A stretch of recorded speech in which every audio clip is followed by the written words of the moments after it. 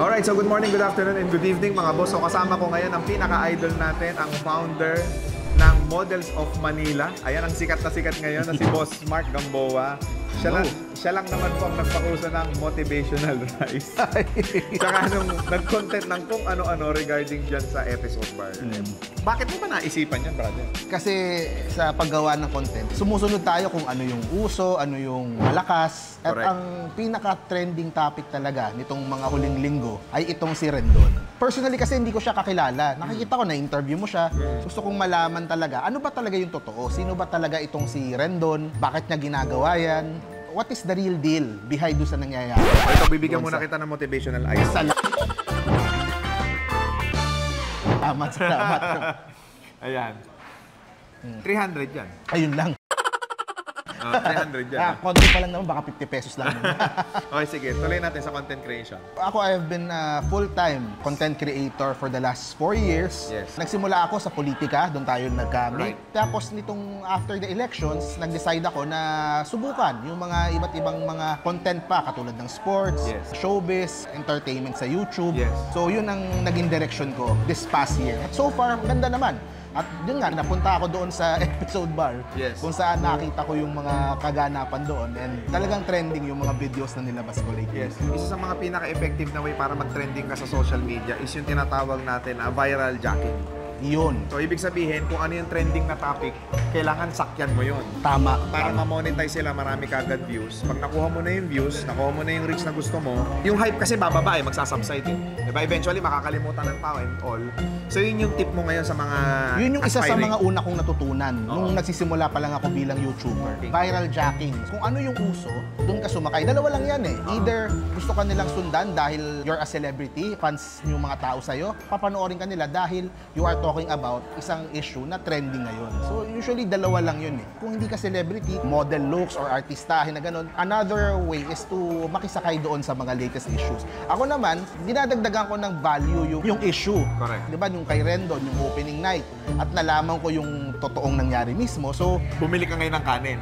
hindi, bumili muna ako ng ticket. Ticket mo na. Na 2,000. 2,000. Ako lang ata nagbayad ng 2,000 na ticket. De, pero yun yung point ko. Sinama ko yung mga viewers ko kung ano ba talaga yung totoong nangyari Yes. doon sa opening ng bar ni Rendon. You offer Yeah. a different perspective. Yeah. Ibig sabihin, kung bago silang gagawa ng content, kung gusto lang nilang mag-up kagad yung channel nila, the best way is actually, to ride in sa mga viral contents, no? Oo, ganun talaga. Ay, di parati kong sinasabi sa YouTube, simula puro kopyahan, nagkokopyahan lang tayo lahat. Kokopyahin mo, tapos you But turn into eventually, something your own. You turn it to something.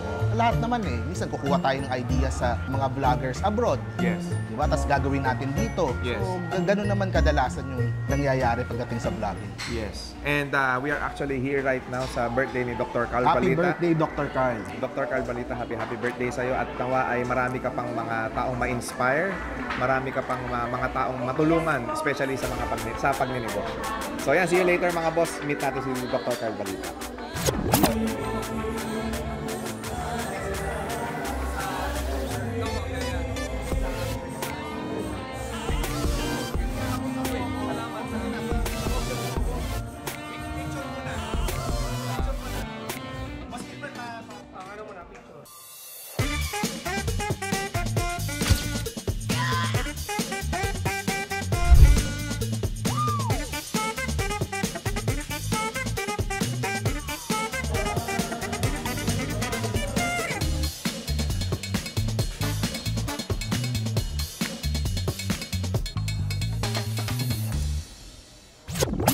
So yun na nga, Models of Manila, no? So tuloy lang natin yung kwentuhan kanina about content creation. So napag-uusapan natin yung viral jacking. Tanong ko, sa 1 million views ba na mapapanood nila sa social media, magkano ang kitaan ng content creator? Oh, Example, Facebook. Sample, Oh. Ano yan eh, dalawa 'di ba, YouTube tsaka Facebook. Okay. Sa YouTube before mga last year, kumikita ng sa 1 million views kaya ng 100,000 pesos. 100,000 pesos sa 1 million views. Sa Isang YouTube, video pa lang 'yon. Isang video pa lang 'yon. Sa YouTube, okay. Between 70 to 100,000 pesos Yeah, for okay. 1 million views. Okay. Sa Facebook, it's much lesser. Nasa around mga 30,000, 30 to 50,000. Nasa ganun lang. Okay, so mas malaki ang kitaan sa YouTube pagka million, pero mas mahirap. mas Mahirap makakuha ng views sa YouTube. Sa YouTube. Kaysa sa Facebook. sa YouTube naka-experience ka na ng million views. Naka-experience na din. So, Anong video ito?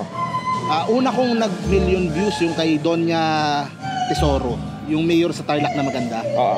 So, isa ako sa mga unang nag-interview doon bago siya napansin ng mainstream media at sumikat na Mga talaga. politician. Bakit ang galing mong humanap ng mga i-interviewin, kakausapin? Paano 'yon?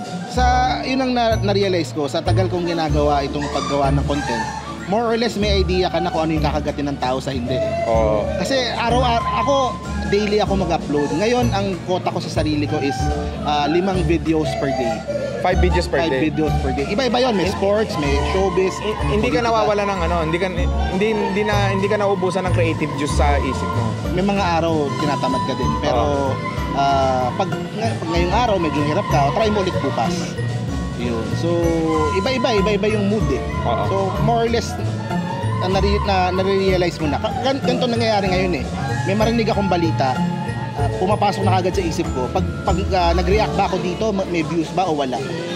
So, alam ko na kaagad eh. So, itong balitang to, Correct. alam ko na. Correct. Kasi alam ko yung viewers ko mahilig sa ganitong topic. Yun.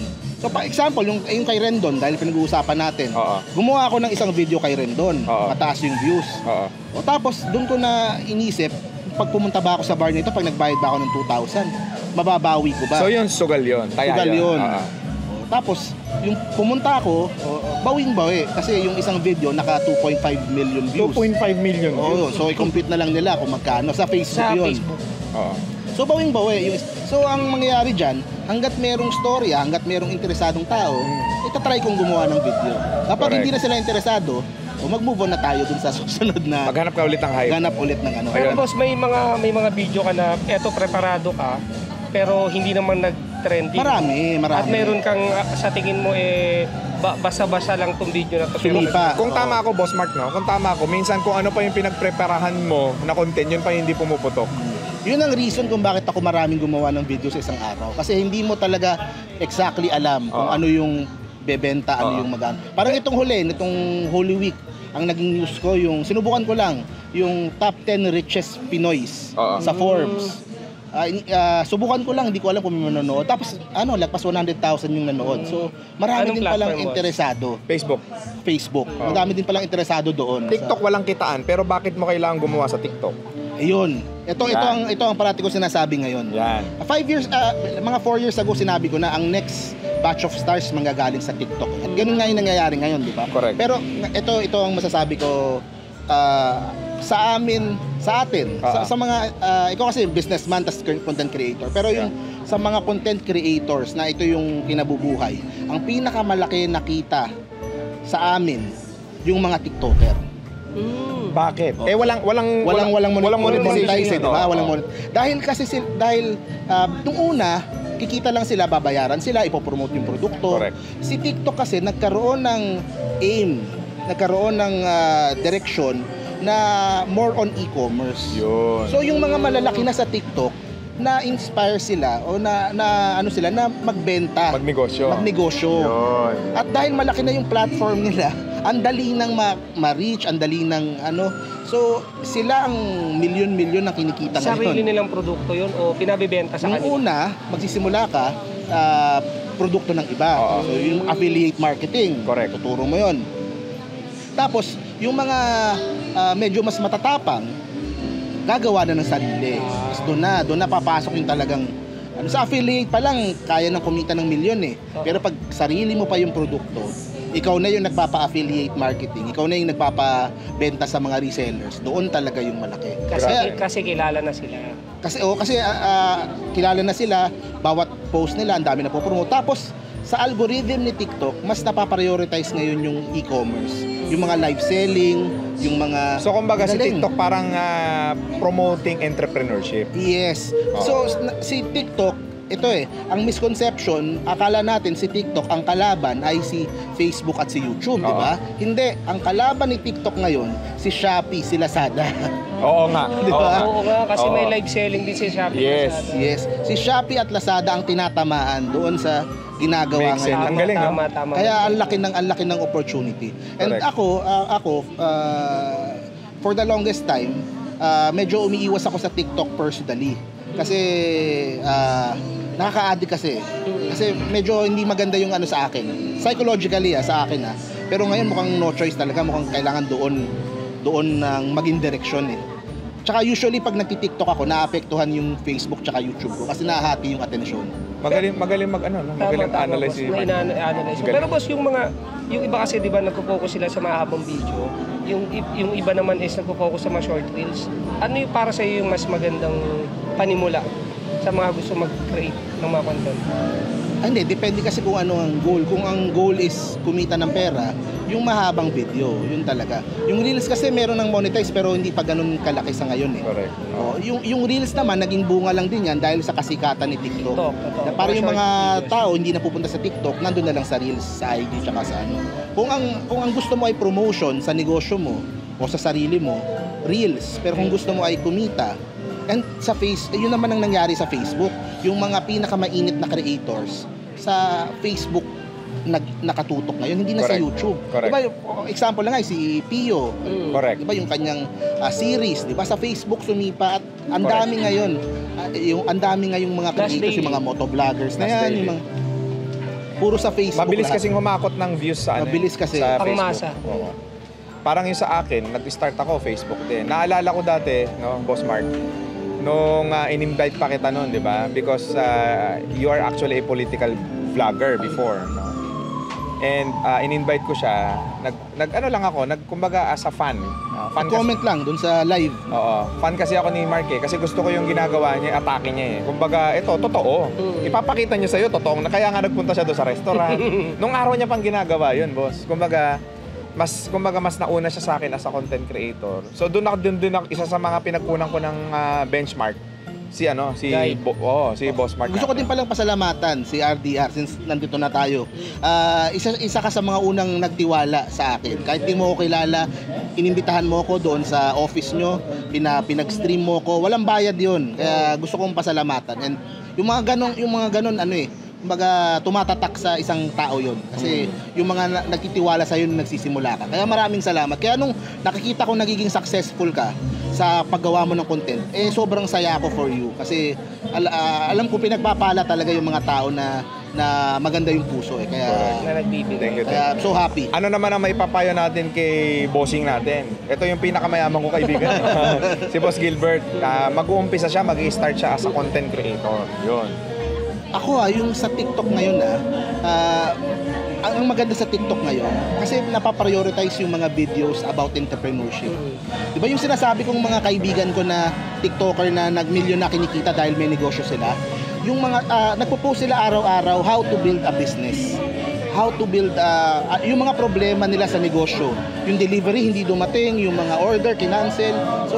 So yung mga tao tuloy nanonood, nai-inspire. Of course, lastly, bago tayo matapos, Boss Mark, ano yung baka meron kang gustong i-plug, i-promote sa ating channel?